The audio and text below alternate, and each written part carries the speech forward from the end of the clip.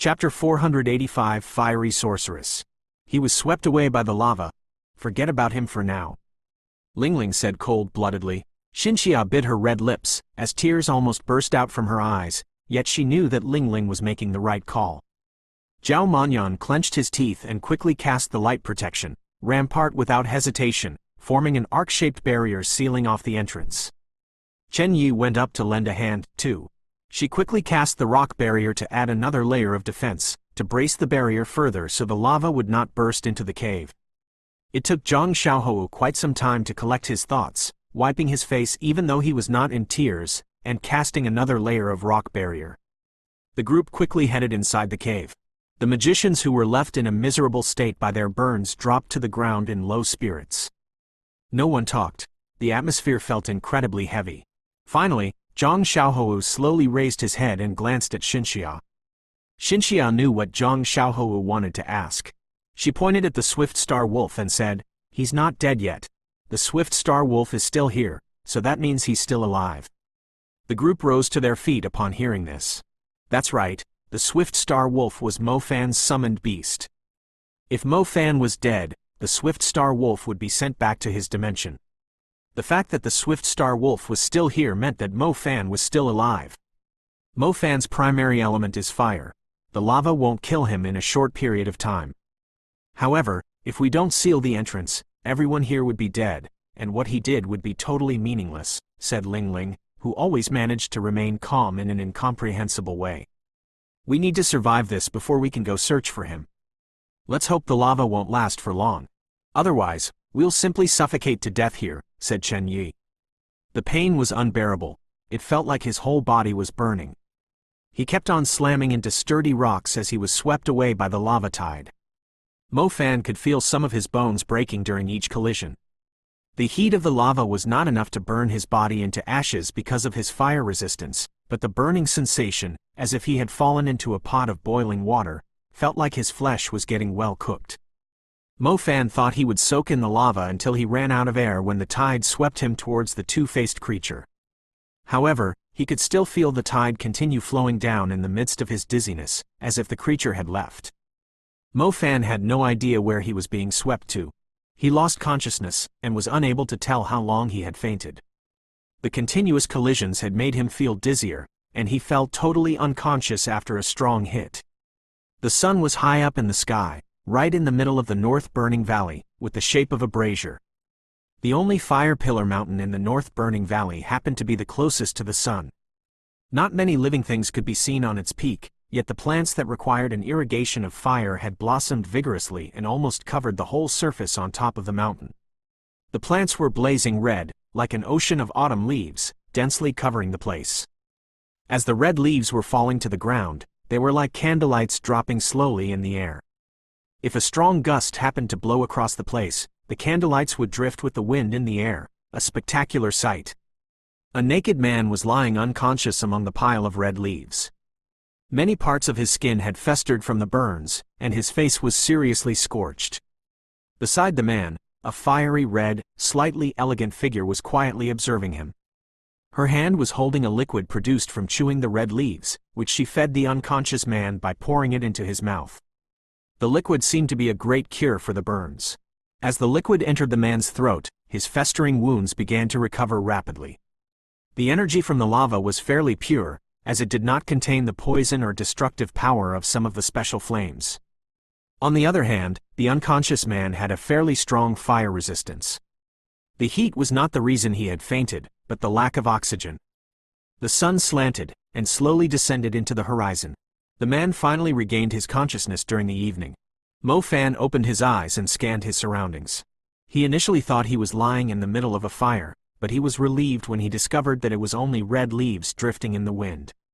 The leaves were soft, and as they had absorbed and stored energy from the sunlight, they were like a warm rug in this evening, which had gradually turned cold. Why am I here? Mo Fan was confused. He clearly remembered he had drifted with the lava currents to the bottom of the hill. As he looked around, he saw the sky around him. He was on the ground covered in red leaves, and occasionally, a cold wind similar to that at a high altitude would sweep past. "I'm on the hill," murmured Mo Fan. He inspected himself and discovered that there were no visible wounds on his skin, which was totally unbelievable. As Mo Fan was totally confused, a bright red human-figured creature slowly approached him. Its movement was strange, as the tip of its toes were slightly raised, and it was hovering above the ground. It was floating toward Mo Fan from a stand of few fiery trees around 10 meters high. It arrived beside Mo Fan, and even though its body was made of fire, to Mo Fan's surprise, he could not sense any heat coming from the creature. Mo Fan watched it alertly. He tried to protect himself, yet it felt like all his bones had shattered. Just a slight movement caused great pain across his entire body. He could not even rise to his feet, let alone cast a spell. The fiery figure did not attack Mo Fan, but handed a delicious-looking fruit to him. It did not get any closer, as if it were worried that he would be afraid of it. "For me?" asked Mo Fan in disbelief, as he glanced at the fruit which could both satisfy his hunger and treat his injury. The fiery figure nodded. "Are you the one that saved me and brought me here?" asked Mo Fan. The figure nodded, as if it could totally understand his words. Mo Fan immediately recalled that Chen Yi had mentioned how her mother was saved by a humanoid fiery creature the day she was swept away by the fire calamity. Chapter 486 Ruler of the Burning Valley. The fiery figure's height and size were similar to a human's, or more precisely, its physique was similar to a woman, one that was quite elegant. Her appearance was very different compared to Mo Fan's when his figure was engulfed in flames, such as when he cast the fiery fist. His flames were only burning on the outside of Mo Fan's body like a Super Saiyan mode, but the fiery figure was made of fire herself. Even her face was burning in flames. She did have faint facial features, but they were not as detailed as a human's. "Can you understand our language?" exclaimed Mo Fan, staring at the fiery sorceress. The fiery sorceress floated beside him with an expression that Mo Fan failed to understand. "Either way, thanks for saving my life." Mo Fan laughed. It was true that one who survived a great disaster was destined to good fortune afterwards. Mo Fan never thought the fiery sorceress which saved Chen Yi's mother in the past would save him, too, and brought him to the top of the hill. The fiery sorceress looked at Mo Fan, her lips slightly open, as if she were smiling. Mo Fan glanced at it and somehow felt her to be a kind woman. Even her smile felt so gentle. "Right, my friends are still trapped in the cave," Mo Fan recalled something important. The fiery sorceress shook her head, and communicated with Mo Fan using hand gestures, telling him that the lava would not last for long, thus they would have left long ago. He would not find anyone there now. Most importantly, Mo Fan had broken most of his bones. He would need to rest up with the fire cloud fruit for some time. Mo Fan knew he could not do anything in his current state. He let out a wry smile and began to converse with the fiery sorceress who understood human language. The black totem snake understood human speech, too. Therefore, when he stumbled into the extraordinary fiery sorceress of the North Burning Valley, he was not unprepared at all. "Can I ask, are you the Flame Bell?" Mo Fan asked firmly, as he took a closer look at the fiery sorceress. The books had mentioned that the Flame Bell looked similar to a woman, and from afar, her appearance was like a glamorous lady standing in a fire, with a hint of sacred air and authority. Even though the fiery sorceress was slightly different from how the books had described, Mo Fan had a strong feeling that she was the Flame Bell. The people who had seen the Flame Bell had described her as a terrifying creature. Even though the creature would not chase after humans relentlessly, those who infuriated her and trespassed into her territory would suffer the consequences of her wrath. If this fiery sorceress was actually the Flame Bell, she was in fact quite friendly. She had saved Chen Yi's mother over 10 years ago, and also saved him, too. The fiery sorceress shook her head, implying that she was not the Flame Bell. "Oh, you're asking me what I'm doing here?" Mo Fan understood the fiery sorceress' question from her gestures and replied honestly, "I'm looking for the Flame Bell. I'm a summoner. I would like to sign a Flame Bell to be my contract beast." The fiery sorceress shook her head, telling Mo Fan that was not a great idea. "I'm just trying my luck. It's fine if I really can't find her," said Mo Fan. The night came like dark curtains, while the stars embellished the night sky like shiny jewels. Lying on top of the hill, Mo Fan felt like he was surrounded by the night sky. Even when he was looking into the distance, he could still see the beautiful starry sky. It was Mo Fan's first time having such a unique experience, lying on the top of a mountain while chatting with a fiery creature. However, the fiery sorceress seemed to have some matters to attend to. She let Mo Fan have his rest, so she soon left the mountain. Mo Fan felt it to be a pity, as he could tell that the fiery sorceress was no ordinary creature. He could only wait until her next appearance before he could ask her more questions. Suddenly, a chilly gust swept past, followed by an intimidating groan. Mo Fan had not recovered yet, thus he could barely walk. He quickly glanced at his surroundings to see if there was anything hiding nearby. The fiery sorceress was aware of the intruder earlier than Mo Fan. She scanned the top of the hill with a sharp gaze. Suddenly, the red leaves were swept away, like something was crawling rapidly through them. As the leaves drifted into the air, Mo Fan saw a serpentine creature with fiery lines on it crawling toward them rapidly. Although its size was tiny compared to the black totem snake, it was still around 15 meters long. Most shockingly, the creature had 3 heads. The joint under the heads was fairly thick, branching off into 3 sections. As the 3 heads rose into the air, they turned out to have different colors. The head on the left was dark brown, with skin like thick armor. It was simply a head made of rock. The head in the middle was fiery red. Its scales had obvious fiery marks, so detailed that one could simply see the lines on them. Its eyes were blazing red. The gaze from them was enough to bring fear to its prey. The head on the right was a mix of blue and green. The dull color was a clear sign of its poisonous nature, with its fangs exposed in the air, posing a great threat. Mo Fan was shocked when he saw the 3-headed snake. Although the creature was not as huge as the commander-level demon beasts he had seen before, its 3 heads with 3 different elements clearly implied that it was no ordinary creature, either. Mo Fan was not smart enough to identify the creature's level from its rock head and the poisonous head, but according to Huo Tuo's apprentice, Li Junan, he did mention that snakes with higher lineage would have detailed lines on them. The fiery head in the middle had outstanding snake lines on it, which was a clear sign of its level. The 3-headed snake had captured the scent of a human. A creature like this posed the greatest threat to humans, and was also considered the most bloodthirsty. Councilman Zhu Meng was well aware of the danger of snake-type creatures, hence the reason he had considered the black totem snake at the highest potential threat level. Mo Fan did not think that the fact that he was close with the black totem snake was enough to scare the fairly strong 3-headed creature away. He could sense a chill down his spine when the eyes on the 3 heads stared at him. He was also unable to protect himself with magic due to the severe injuries he was suffering from. Yet, even at his peak, he could easily tell that he was no match for the creature, judging by its overwhelming presence. At that instant, a pleasant but furious cry was heard not far away. Chapter 487 The Starry Tree. Mo Fan could feel an extreme heat wave coming from the direction of the cry. He turned around and saw the fiery sorceress floating among the fire cloud trees around a few hundred meters away. She was roaring furiously at the 3-headed snake that wanted to snap up and devour Mo Fan. The aura from her fiery figure swept the red leaves into the air. She was floating in the air. The flames in the outer layer of her body were flapping in the wind, too, like a blazing red, noble gown, setting her off like an empress who was born in burning lava. Her sanctity and unmatched dignified bearing were enough to force all creatures in the area to submit to her in fear. Mo Fan stared at her in astonishment. Just a moment ago, he was assuming the fiery sorceress to be a gentle lady, yet the overwhelming aura she was unleashing had allowed Mo Fan to have a different view of her.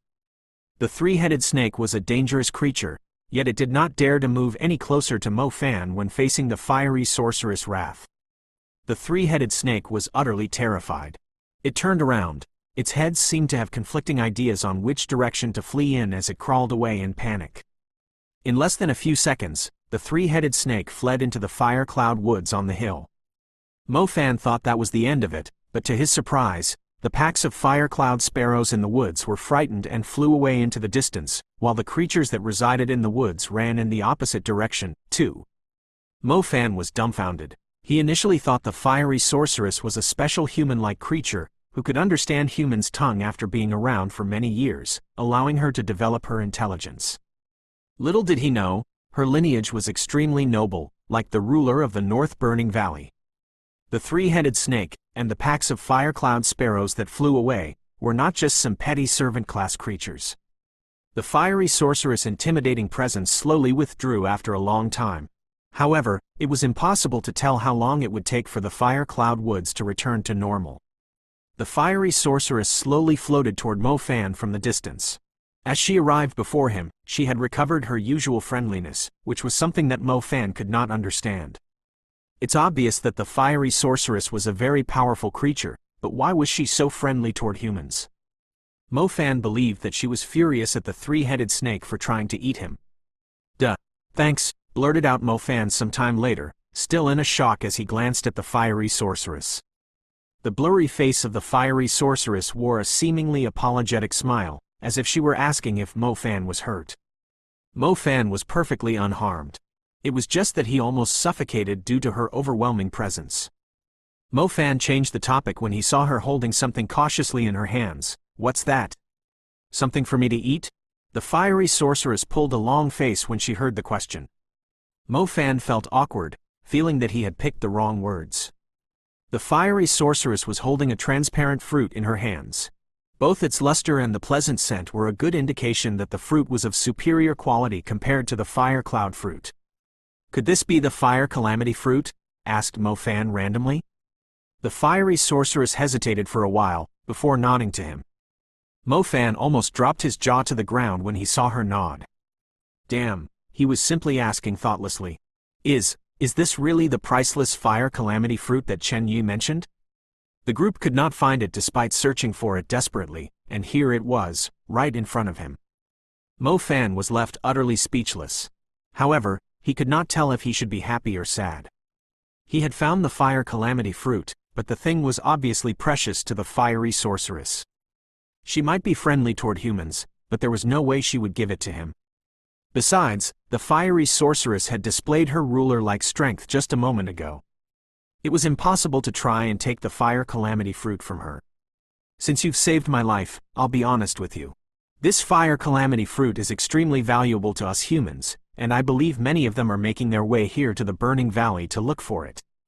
If this thing is really important for you, you should keep it safe. I know you're friendly toward humans, but not every human is honest and has a good conscience like me," said Mo Fan to the fiery sorceress. After all, the fiery sorceress had saved his life, thus he was not planning to do something ungrateful. He could tell that the fiery sorceress was protecting the fire calamity fruit carefully. The fiery sorceress nodded. She asked about Mo Fan's condition. Mo Fan could move around normally, but he had no idea how long it would take to recover from the internal injuries. The fiery sorceress told Mo Fan that the place was not safe, and asked Mo Fan to go with her. Mo Fan had nowhere to go, and did not have the ability to protect himself, either. He had no choice but to follow the fiery sorceress. The fiery sorceress led Mo Fan past the dense woods. The woods seemed quite spacious, but since it was on top of a hill, it did not take a long time for them to cross it. As they approached the edge of the fire cloud woods, they arrived at a slightly uplifted area. The slope was rather gentle, and at the top stood a giant tree, different from the fire cloud trees. The tree did not have any leaves. The main branches were twisting and winding among one another, forking into lots of twigs. Even without leaves, it looked quite astonishing. The giant tree stood alone under the starry sky. Its trunks were reaching towards the curtain of night, while the branches were spreading in all directions. From Mo Fan's angle as he looked upward at the tree, he could see the stars between the gaps of the branches and twigs, as if the tree was topped with brilliant stars. It felt like his heart was being cleansed by the stellar view. The tree was standing alone on the top of a hill in the Burning Valley. Even though countless hunters had visited the North Burning Valley, none of them would have thought that such a wonder would exist in this place. It could be described as a miracle in the desert. Mo Fan followed the fiery sorceress to the tree. The fiery sorceress slowly placed the fire calamity fruit back into the branches. The fruit was already dazzling to begin with, but it was more stunning surrounded by the stars. "Is this place where the fire calamity fruit was born?" Mo Fan asked thoughtlessly once again. Chapter 488 Human in White Cloth. Inside the cave within the hill, the boiling lava finally showed some sign of falling. The 5 magicians who were trapped in the cave uttered relieved sighs. The cave was not huge, and the gas produced by the lava would find its way into the cave at times, thus the oxygen in the cave was running thin. If they continued to stay any longer, they might suffocate to death.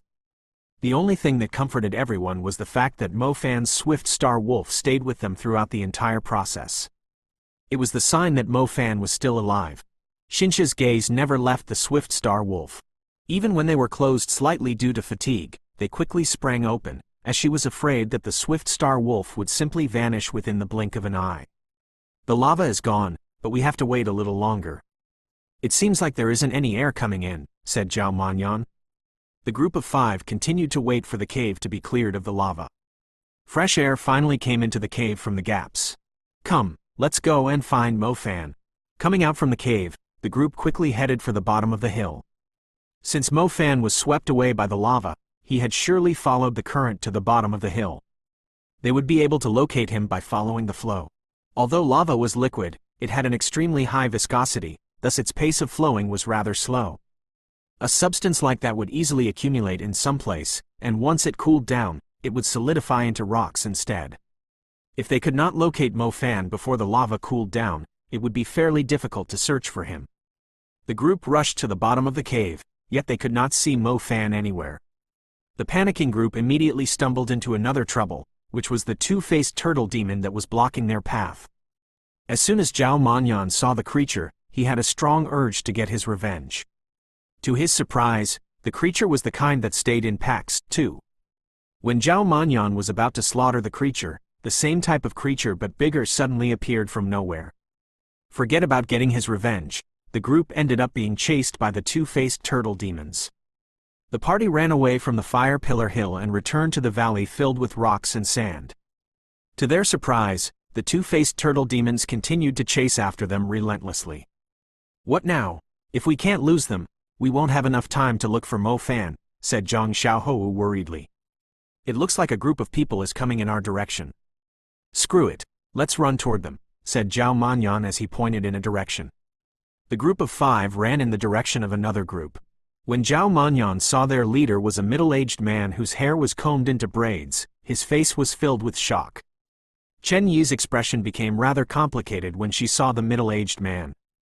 Uncle, why are you here? Said Zhao Manyan, glancing at the man. The man with braids frowned, before glancing at Chen Yi who stood beside Zhao Manyan with her head lowered. He harumphed coldly and said, Nonsense, this is no place for kids. Uncle, save it for later. Please help us get rid of the creatures chasing behind us. One of our friends is still in danger, said Zhao Manyan. Zhao Yulin was aware of the two-faced turtle demons, whose bodies seemed to be covered in metal. He jumped down from his mount with a hint of disdain on his face. A few star patterns appeared around his body. The star patterns were drawn simultaneously, and were completed at a shocking pace. The star patterns joined together, forming a three-dimensional drawing surrounding him. The brown star constellation was fully constructed. A brown flicker was emitted from Zhao Yulin's eyes, and as the glow reached its strongest brilliance, a force spread in the direction of the two-faced turtle demons in the shape of a fan. A brown shadow extended into the distance like a claw, and both the loose sand and the cacti along the way were turned into gray-white rocks instantly. Petrify, the advanced spell of the earth element. It was obvious that the two-faced turtle demon charging right at the front had never seen the unique force before. It tried to resist it with its sturdy armor, yet as the brown shadow swept past it, it was turned into a dead statue. The other two-faced turtle demons were slightly behind and were utterly terrified when they witnessed the power of the Petrify. The frightened creatures left their petrified comrade behind and fled in the direction of the Fire Pillar Hill. Nice one, Uncle. Zhao Manyan went up to the petrified two-faced turtle demon when the others fled into the distance. He threw a kick at the petrified beast and broke it into pieces. Zhao Manyan continued to stomp the pieces as if the kick alone was nowhere enough to vent his frustrations. That's for trying to drop the lava on us when we were trapped in the well. That's for trying to block our path. I told you I'm going to cut you into pieces. Look how many pieces you've turned into. Stop wasting time. Let's go look for Mo Fan now, reminded Zhang Xiaohou. The group was about to leave when Zhao Yulin stopped them. Where do you think you're going? Stay with my group. It's impossible to send you back to the safe zone. Who is it that you're trying to save? With your capabilities, you can't even retrieve your friend's corpse. Ling Ling glanced at Xinxia and said with a nod, It's easier for us to find Mo Fan with their help. The 5 returned to Zhao Yulin's group. Chen Yi's head remained lowered, and as she walked to the middle of the group, she surprisingly discovered a person wrapped in white cloth on a red horse. The person's pair of black eyes were staring right at her. Chen Yi said in disbelief, "Mother, why are you here?" The person wrapped in white cloth nodded slightly. She summoned Chen Yi to her side, but she did not speak a single word. Chen Yi glanced at her father leading the group in joy. She initially thought her heartless father had given up on searching for the fire calamity fruit, and only knew to enjoy his life in the wealthy Zhao family. She never thought his father would bring her mother here himself after the fire calamity. However, the group of people that her father had brought were not too outstanding. It was most likely that her father was the only advanced magician. The fire calamity fruit was definitely protected by some powerful creature. These people definitely had no chance of fighting it. The person wrapped in white cloth seemed to be aware of Chen Yi's worry. She explained softly, "The drifting sand river has suddenly become restless, which is most likely due to some unknown evil presence in the west. Even the psychic magicians are unable to pacify them. Most of the factions have sent capable people whose cultivation is relatively lower to cross the drifting sand river safely. Your father is an exception. He's most likely the only advanced magician who has managed to cross the drifting sand river."